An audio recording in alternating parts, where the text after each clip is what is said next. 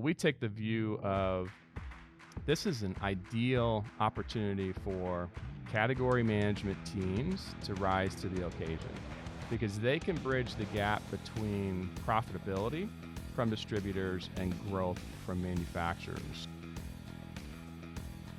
Here are some highlights from a recent conversation I had with Tom Gale about how distributors are evolving away from their legacy profitability playbooks and building modern profitability playbooks that are powered by data and analytics. In this conversation, we talk about building capability around using active category management to drive profitability. So, our past few conversations have focused on the different chapters in a profitability playbook for both manufacturers and distributors in market conditions that are transitioning from the stronger tailwinds of the past few years to lessening tailwinds, becalmed headwind conditions. It really depends on the day and the sectors that you're talking about. So, we're in a new economic weather system. And I don't think anybody's predicting stormy seas, but there are challenging conditions to grow revenue and protect margins. So today, I'd like to talk about active category management as an important chapter in anybody's playbook, James. So give me a few of your thoughts around how you see active category management and what that means to you. Yeah, great topic, Tom. And, I'll just say this. We are in very interesting times right now. I mean, when you look at the backdrop, demand is slowing into Q4 and into next year. Price increases have leveled off. And, we're hearing a lot of chatter from the field that end customers are doing more price shopping today than they have over the last 2 years. So, this is creating some really interesting, I would say, mindsets when you look across the channel. When you look at like what distributors are thinking today, they're largely focused on profitability. And it's interesting because over the last 3 years, their business has grown 30+%. So they're managing much larger organizations and they're trying to manage to those historic profit levels, which is fascinating, right? Totally understand that. But when you look at what manufacturers, what their mindset is, they're heavily focused on growth. And it's interesting because over the last 3 years, their supply chains have been wrecked, right? So now they're at a point where they finally gotten up to capacity, gotten their supply chains fixed, and they've made investments in automation, and their mindset is growth, right? So you have these opposing mindsets and goals from both manufacturers and distributors. And, while it may be, some may look at that and say, hey, we need to reconcile this and get on the same page. But, we take the view of this is an ideal opportunity for category management teams to rise to the occasion because they can bridge the gap between profitability from distributors and growth from manufacturers. So when we say category management, we like to think of it as active category management, Tom, and that's really, ensuring that distributors are resourcing their category management teams, that they've got continual focus and rigor around running a lot of the processes of category management, but layering in some of these modern programs and twists to actually drive growth and drive profitability for both distributors and for their supplier partners. James, some people might say that the opposing goals of distributors and manufacturers that you outline right now is not really anything new. But what I'm hearing you say is that for those who figure out how to build this bridge that you describe, there's some really great opportunities to meet in the middle and define some mutual goals. So with that in mind, talk a little bit more about how you define active category management. Yeah, Tom, and it is ideally the time is right now for active category management, and if you look at the why, let's take a look back. Right, historically, both sides, manufacturers and distributors, they promise each other a lot. They promise each other, the quality of field and inside sales support. the ability to bring each other business, the ability to price competitively or sell products competitively. But over the years, it's gotten far more complex, right? Nowadays, you have other things that are coming into view, like the product quality, the brand strength, the ability to expedite orders for end customers, to make joint calls, to do joint training. All of these are important to each side. But frankly, if you were to ask each side to rate how effective they've been at this, they're probably not giving each other a rating of an A plus for understanding each other's needs or how to drive more sales in a profitable manner. So, active category management, Tom, you have to be able to survey, score, and present more data to win. You know, it has to be more than, hey, we did $1 million last year, and now let's talk about T's and C's and rebates.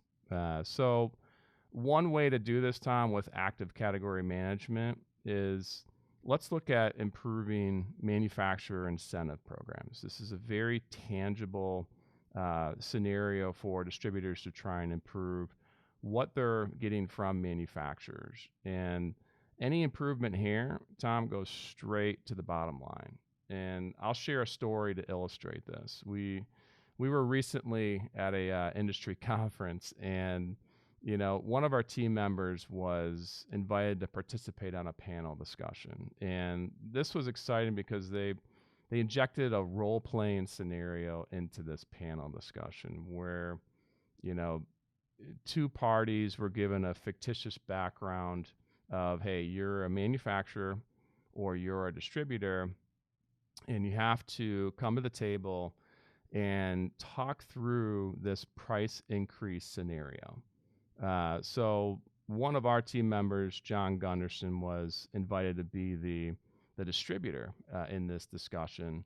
And if you don't know John, he has a tremendous background in distribution, so he was the perfect guy for this discussion. But you know, I when the two of them got together, they shared their pleasantries of, "Hey, great, how's the family?" But the moment they sat down, it was like the distributor, John in this case, went on the offense of, you know, went right into asking for an additional backside protection of a 2% rebate because the supplier had passed through a 7% price increase, but the market was only accepting 5% of that increase. So I'm just going to go out on a limb here and say that John probably enjoyed that role playing just a little bit too much.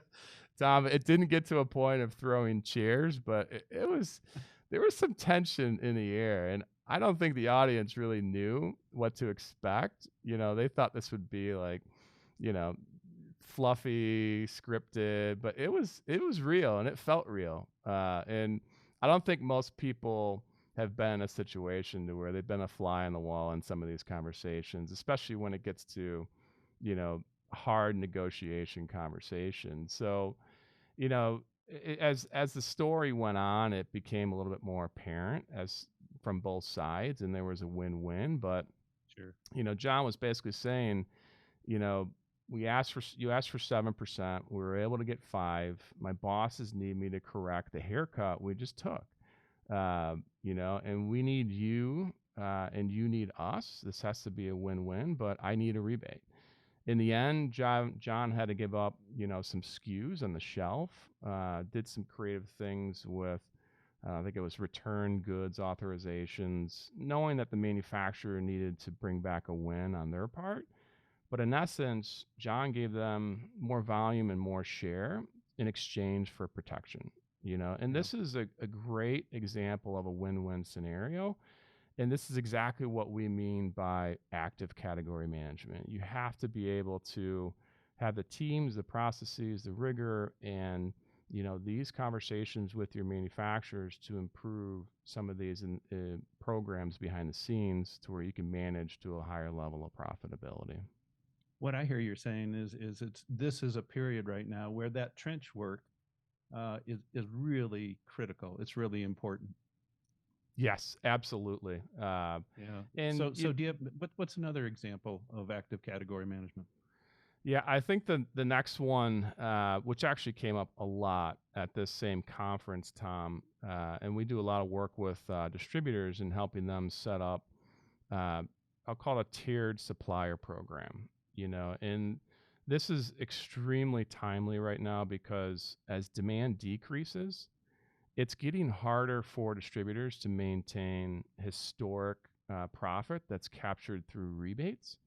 So one way to mitigate this risk in profitability is to funnel that demand to fewer suppliers, right? And make fewer suppliers more important to you, and vice versa. Those suppliers partnering deeper with you to where you can still maintain some of these rebates. So, in essence, the amount of suppliers that you're working with on the backside of rebates and T's and C's, you're still maintaining those programs. But this is usually structured with three tiers. At the top tier, you've got your strategic suppliers. Maybe below that, you've got preferred, and below that, you've got, we'll just call it other. But each one of these tiers is structured at a product category level, and you're working with different groups of suppliers to ensure that you've got the majority of that demand and volume going to your strategics, and you've got the best programs, growth programs, and backside programs with those suppliers.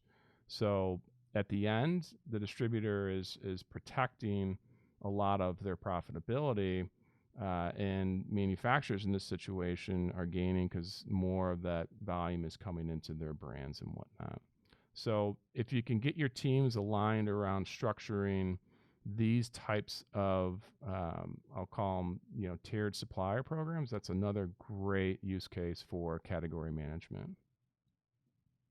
So your final thoughts on as we end the year here, what are some things that distributors can do with their manufacturer suppliers to really capture everything they can in this final quarter? Yeah, I mean it's simple, Tom, but distributors need to just simply capture every dollar that's available to them.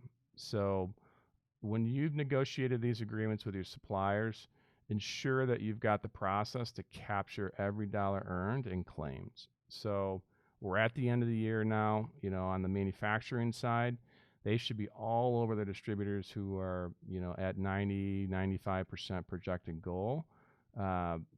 Create stock order to clear those goals, right? Get those orders in. If you're a distributor, uh, you know, it could be anywhere from, let's just say, 20 to 90% of your profit is through a lot of these back end agreements that you have through suppliers. So make sure you're capturing every single dollar there. And you shouldn't sleep until you find ways to claim every dollar and reach new levels of agreements to maximize those SBAs. So definitely go after that aggressively here. Some distributors are better than others at this time, but it's definitely the time to do it and to improve in those areas. And there's 2 more months left in this quarter. There absolutely is time. James, as always, thank you.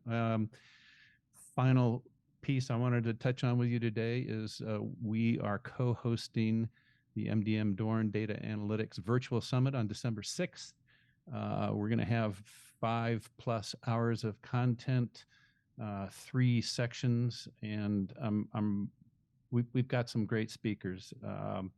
One of the highlights is going to be my conversation with Fastenal CFO Holden Lewis on their secrets to, I'm not sure it's really secrets, they're a public company, but on their success formula as a high performance company. Historically, they have maintained top level valuations in the market, and there's some very good reasons and use of metrics and data that have kept them there. So that's one conversation, and we've got more than a dozen panelists from a lot of great companies, and very much looking forward to it.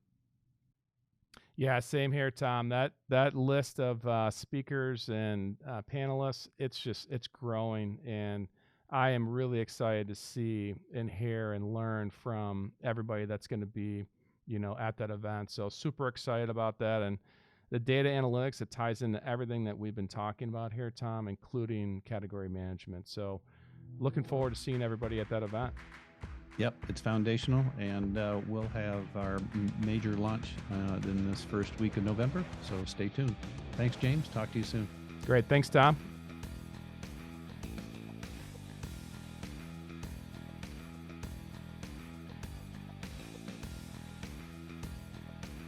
Thanks for watching today. If you'd like to receive more insights around this topic, feel free to reach out to MDM directly at mdm.com or us here at Dorn Group at dorngroup.com. And be sure to follow us on LinkedIn.